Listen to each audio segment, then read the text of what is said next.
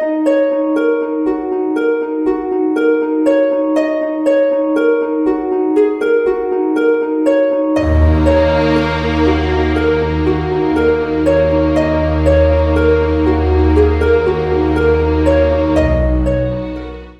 tất cả mọi người, mình là Jess và các bạn đang theo dõi Cat Studio Channel. Jess đang ở Nakagawa, một ngôi làng rất là xinh xắn ở Nhật. Trong một cái căn nhà rất là xinh xắn của hai vợ chồng cho thuê lại thì Jess chia sẻ với mọi người một cái home tour nhỏ nhỏ ngày hôm nay. Căn nhà này thì thực ra là họ đã mua lại từ một cái căn villa cũ cũng rất là sập xệ rồi, và cái căn villa đó tồn tại được 12 năm rồi và họ mới renovate lại cái căn này gần đây thôi, mới năm ngoái thôi. Anh chủ nhà có chia sẻ với Jess là họ mất 6 tháng để renovate toàn bộ căn nhà này và nó đã transform hoàn toàn luôn. Có thể là Jess sẽ để một vài cái tấm hình before after ở đây cho mọi người xem thử.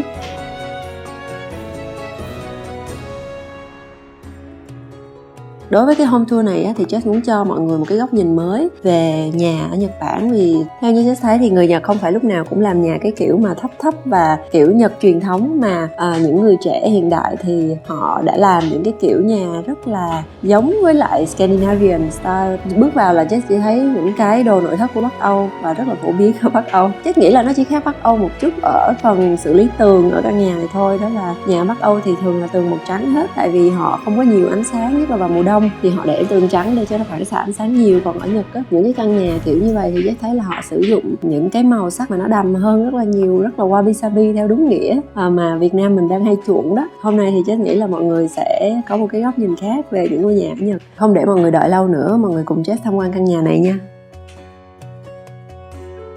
Căn nhà này nó tên là Nagare. Hôm nay Jess sẽ dẫn mọi người đi tour căn nhà này ha. 2 chiếc xe đậu vừa vặn ở đây mà không làm ảnh hưởng tới cái đường đi chung của hàng xóm. Lối đi chính là ở đây, mọi người cùng theo chân Jess. Những cái tảng đá này anh chủ nhà ảnh nói là đã mất rất là nhiều thời gian để bê nó lên đây và để xếp cho nó đẹp á. Đây là cái công đoạn mất thời gian nhất khi mà sửa nhà của ảnh. Các bạn có thể thấy từng cái bậc thang được làm bằng bê tông nhưng mà còn được chèn bằng một cái tấm sắt ở đây nữa. Cảm giác rất là chắc chắn và nó sẽ không có bị mẻ cái góc này của mình. Chưa kể là nó sẽ áp thêm cái màu sắc tương phản giữa cái bậc thang. Ví dụ như các bạn bước lên, các bạn có thể nhìn thấy rõ hơn cái bậc thang của mình, nó cũng tăng thêm cái phần an toàn. Đây là cái sân trước, rất là xinh, gần như là nó trống trải hết. Focal point của cái vườn chỉ là một cái lò để nướng pizza hay lò để nướng BBQ bình thường thôi, nó giống như là ở bên các nước phương Tây á. Ngày mai nếu mà có dịp thì Jess sẽ ra siêu thị mua pizza về nướng thử. Phía bên này có một cái vòi rửa tay rất là tinh tế và gọn gàng, nó nằm đây. Bên đây Jess thấy là có một cái vườn bông rất là xinh. Cái này nó sẽ tạo thành một cái góc xinh xinh cho căn nhà tại cái điểm cuối cùng của cái ranh giới của nhà mình. Đây là cửa chính của nhà mình đây. Toàn bộ căn nhà lại được sơn màu đen trên cái nền gỗ padding ở phía ngoài như vậy. Và ở dưới này các bạn có thể thấy là bạn ấy không có làm bê tông hoàn toàn, bạn ấy điểm thêm một vài cái viên gạch sần sùi rất là xinh và chỉ cần 3 viên thôi. Và Jess cảm thấy là người Nhật họ rất là giỏi trong cái việc sắp đặt của bất kỳ một cái vật thể nào ở xung quanh nhà của họ. Cái cửa ra vào màu đỏ nổi bật lên trên hẳn cái nền màu đen của cái căn nhà mình. Ở đây mình có hệ thống telecom và khóa thông minh với cái design rất là đẹp. Cái tầm mắt, cái tầm tay với nó cũng rất là vừa vặn. Bước vào đây thì con sẽ có một cái phần gạch cùng với cái loại gạch ở ngoài kia, và chúng ta sẽ bỏ giày ở đây rồi chúng ta bước vào nhà. Ở đây có một cái cửa sổ rất là xinh, tại vì nó được frosted glass làm cho cái cây ở phía sau nó mờ mờ. Ta không có cần treo tranh ở đây mà chúng ta chỉ cần có cái cửa ở đây thì nó hắt cái ánh sáng ngoài vô cũng rất là đẹp. Nó còn tạo thêm không khí vô nhà nữa. Mình bước vào nhà nha. Chúng ta cùng bước vào không gian chính của căn nhà.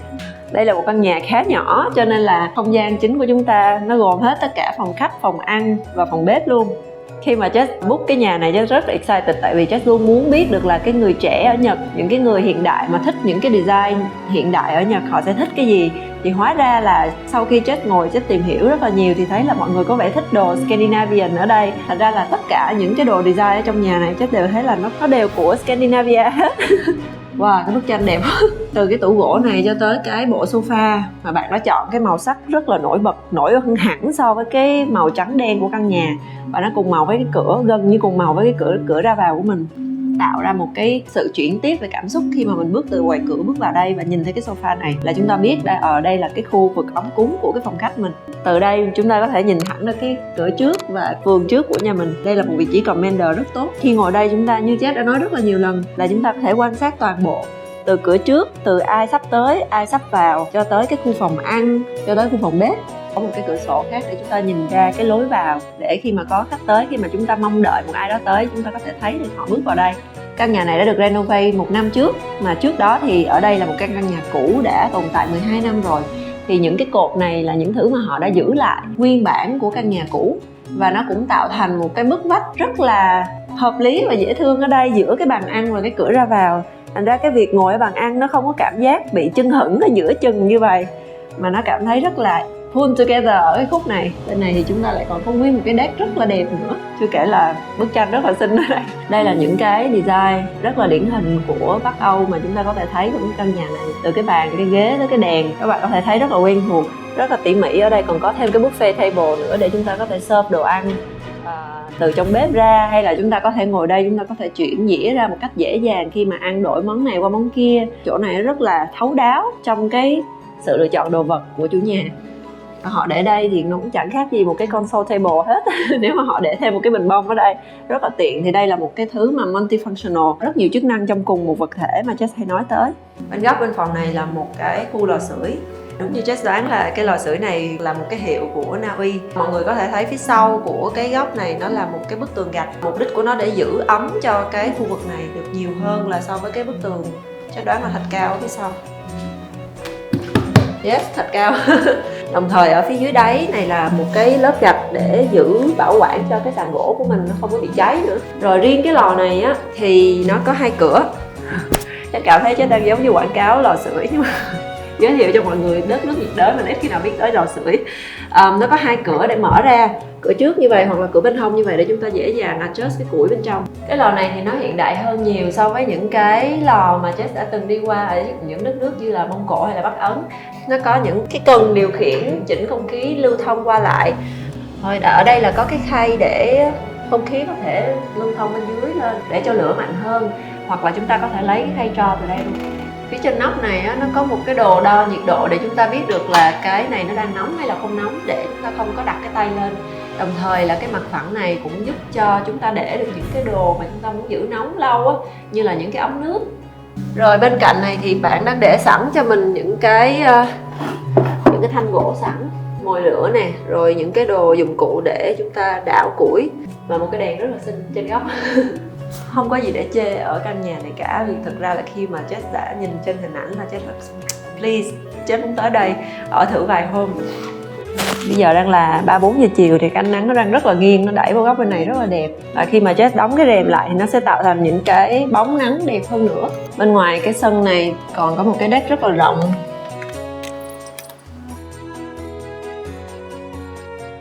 Jess thấy ở căn nhà cũ hình như là đã có một cái deck như vậy rồi, nhưng mà họ làm mới lại thôi. Ở trên này là một cái mái bằng kim loại.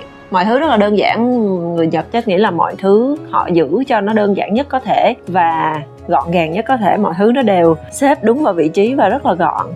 Mùa này đang là mùa thu chuyển đông nên là lá rụng hết trơn rồi. Mà Jess nhìn thấy trong hình á, nếu mà là mùa hè hay mùa xuân á, thì những cái cây này nó sẽ phủ xanh hết. Cái khu này rất là đẹp. Khu vực xinh nhất trong nhà Jess nghĩ là bếp. Mọi người cùng theo Jess. Ở đây bạn ấy làm thêm một cái vòm cũng bằng vật liệu nhẹ luôn. Theo như những gì bạn ấy nói thì tất cả những cái này bạn ấy cố gắng DIY nhiều nhất có thể. Những cái này là Jess nghĩ là bạn ấy tự làm. Bước vào căn bếp thì mình có thể thấy một cái runner rất là đẹp ở dưới sàn, và nó là cái màu xanh nổi bật. Và Jess nghĩ là nó cũng khá là pairing với lại cái xanh của vách tường bếp đây. Đối lại với nó thì tất cả màu gỗ đều rất là ấm và nóng. Bạn có một cái kitchen top bằng gỗ luôn. Mọi thứ trong ngăn kéo đều rất là ngăn nắp.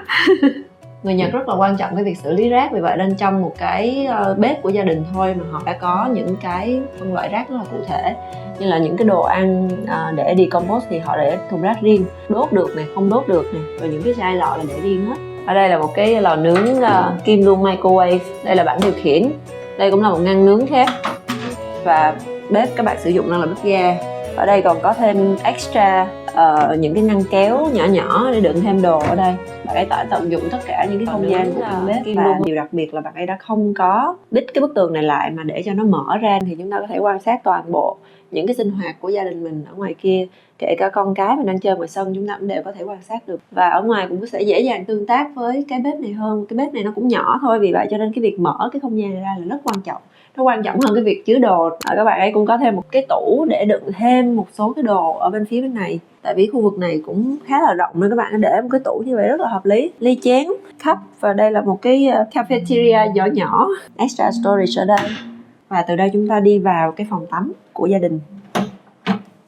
Từ ngoài cái sàn gỗ tự nhiên thì bước vào đây là bạn ấy đã đổi qua vinin sàn vinin để chống nước trong khu vực này. Những nguyên cái backglass từ ngoài bếp vào đây, bạn ấy làm một cái bức tường accent cho chỗ rửa mặt rất đẹp, rất phù hợp, và nó giữ lại được một chút xíu Japanese wabi sabi ở trong đây.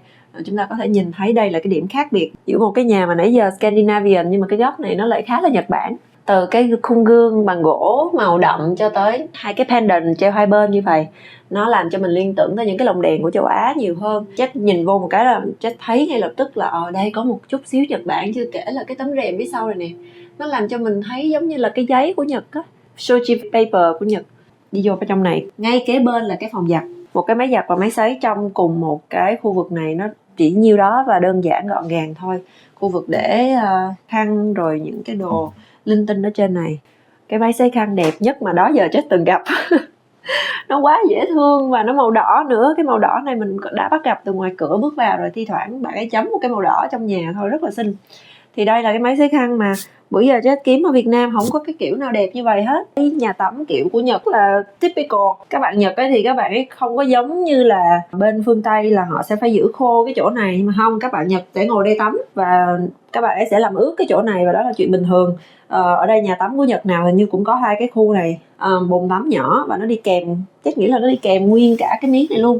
Bạn chọn cái design của gỗ, những cái panel giống y chang như bên ngoài nhà đưa vào trong này, và bạn xoay dọc mọi thứ lại mà nó vẫn giữ lại được cái ngôn ngữ thiết kế từ ngoài vào trong. Ban đầu khi tới Nhật á, mỗi lần mà Jess nhìn thấy cái panel gỗ màu đen như vậy, mình đều tưởng là họ làm sojiban hết. Sojiban là một cái kỹ thuật đốt những cái thanh gỗ của Nhật thành màu đen luôn, thành charcoal luôn, sau đó họ tạt nước lạnh lên để tạo thành một cái màu đen rất là đẹp trên gỗ. Nhưng mà sau khi Jess tìm hiểu ra thì này không phải làm như vậy. Tại vì cái phương thức cũ đó nó làm cho cái thanh gỗ nó có quá nhiều charcoal than, nó không có tốt và nó không có bền, và nó tạo ra cái bụi á. Thì mọi người bây giờ ở bên này là dùng sơn hết. Đây là một cái loại sơn mà họ sơn lên gỗ để tạo thành cái hiệu ứng tương tự như vậy cho những cái căn nhà hiện đại ở Nhật Bản. Jess rất là thích cái kiểu này. Ở đó giờ là mình cứ nghĩ là mình sẽ làm như vậy với cái căn cabin gỗ của mình, nhưng mà bây giờ Jess biết có cái loại sơn này rồi thì mình sẽ dễ dàng mình apply hơn. Cái này thì các bạn ấy sẽ phải repaint lại theo định kỳ, tùy cái loại sơn mà các bạn chọn. Hàng năm chắc là vẫn phải sơn lại để cho nó bền, nó đẹp hơn. Có một cái điểm mà Jess hay gặp đó là các bạn Nhật thích cái sự private đó, nên là cái khu vực nào các bạn cũng cảm thấy là cần đóng rèm. Chắc rất là thấy nhiều cái rèm random ở khắp mọi nơi để mọi người đóng lại, mọi người che lại, mọi người không muốn nhìn thấy nó. Bên này là cái toilet này khá là rộng đối với những cái toilet mà Jess đã từng đi ở Nhật. Vẫn là những cái bảng điều khiển, bức tường này được chét bằng tay. Ở Việt Nam là phải thuê thợ chét cho đẹp. Bạn ấy có một cái mặt phẳng ở trên này thôi, tại vì cái khúc này chiều ngang nó rộng á, cho nên là bạn ấy thoải mái tạo ra một cái mặt phẳng ở đây để đồ. Cửa sổ thông gió thông khí, một vài đồ trang trí rất là xinh ở bên này. Hết rồi, bây giờ chúng ta cùng vô phòng ngủ xem nha. Phòng ngủ ở ngay kế bên thôi. Cửa ở đây Jess thấy là mở ra ngoài không à. Cửa phòng ngủ cũng vậy. Đây là cái cột có sẵn của cái nhà cũ. Cái phòng ngủ khá là nhỏ, thành ra là các bạn ấy đã để cái giường trên một cái platform rộng như vậy thôi. Và cái đầu giường nó nằm ở một cái vị trí cũng là vị trí commander luôn. Chúng ta có thể nhìn thấy tất cả mọi thứ. Bàn make up ở đối diện. Người Nhật có vẻ không quan trọng cái việc gương đối diện giường. Nên là bàn make up có một cái gương rất lớn. Và yes, đơn giản như vậy thôi, không ngăn kéo, không gì hết. Khi mà chúng ta dùng cái gương cho một cái function nào đó thì cái việc mà đối xứng hai cái bóng đèn hai bên là rất quan trọng. Và những cái đó nó đều được các bạn ấy ứng dụng ở cái căn nhà này. Cái bên là một cái tủ quần áo nhỏ và đơn giản thôi. Ở trong thì đang giấu một cái tivi. Mở ra cũng có đèn cảm ứng nha. Ở đây các bạn đang đục với cái lỗ nhỏ nhỏ để có thể thông khí ra ngoài mà không có giữ ẩm ở bên trong quá nhiều. Tủ quần áo này nó giống như là ở bên các cái nước phương Tây, họ không có dùng mặt hậu hay mặt hông mà họ xây ở trong tường luôn. Thì đây là một cách khá là tiết kiệm gỗ. Chúng ta còn một cái khu vực nhỏ xíu nữa là các bạn có thể thấy là cái cột để đang chống một cái gác nhỏ bên trên. Thì mình cùng đi lên coi thử ha. Dù là một cái gác nhỏ nhưng mà các bạn đã làm một cái cầu thang rất là chỉnh chu, chứ không có phải là một cái cầu thang hẹp như là cái căn hộ Bali hồi đó mình có review. Trên này là một cái gác mái rất là xinh. Đây là khu vực đọc sách vô cùng yên tĩnh và cách biệt với toàn bộ các không gian khác ở bên ngoài. Chứ nghĩ đây sẽ là cái khu vực mà Chết thích nhất trong căn nhà này. Chết được ở riêng, Chết không bị ai quấy rầy. Ở trên nóc yên tĩnh hoàn toàn. Ở đây có một cái cửa nhỏ xíu mà cũng điệu cũng hơi góc để nhìn xuống dưới, để chúng ta không cảm thấy bị bí bách đó khi mà chúng ta ngồi đây đọc sách. Nhưng mà nó cũng rất là private, tại vì bên dưới nhìn lên cũng không thấy gì hết.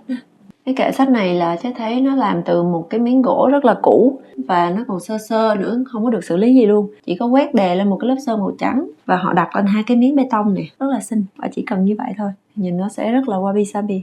Đây là cái mà Nhật nè, không có Na Uy, không có Bắc Âu ở đây. Trong một rừng sách tiếng Nhật. Có một cái cuốn về Bauhaus ở đây.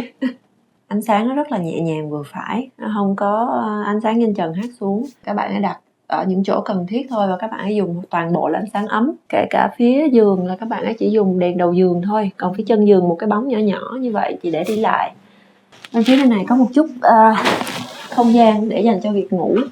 Trên này thì Chết phải đi khom, nhưng mà thực ra là không gian trên này đã được thiết kế để nằm với ngồi thôi, cho nên cái việc là trần thấp như vậy là bình thường, không có vấn đề gì cả. Tủ quần áo và extra bed ở trong này. Wow, chúng ta thấy hàng xóm, nhưng mà có một vài cái cây đang đổ lá vàng rất là đẹp. Ở đây có thêm cái heater ở trong góc này rất là gọn này mọi người, nó vừa khít luôn. Ở đây là những cái điều mà Jess cảm thấy mình nên học hỏi của người Nhật á. Họ rất là ngăn nắp, họ rất là organize luôn. Bất kỳ một cái gì họ dùng á, nó không cần đồng bộ, nó không cần theo bộ theo set gì hết, nhưng mà nhiều cái ghép lại với nhau, nhưng mà họ vẫn đặt nó một cách rất là ngăn nắp. Kể cả những cái ống nước ở bên ngoài nhà cũng vậy, họ bo những cái góc gần như là 90 độ để cho nó thẳng và nó song song với các cái đường thẳng của căn nhà. Nó làm cho cái mặt tiền của mình, cái bên ngoài của căn nhà nó không có bị xấu, và đó là một điều mà Trách nghĩ là mình nên học hỏi. Những cái len chân tường họ cũng làm rất là mỏng bằng gỗ thôi, không có cầu kỳ, không có tỉa nhiều. Và những cái trim cho những cái khung cửa cũng vậy, nó rất là mỏng.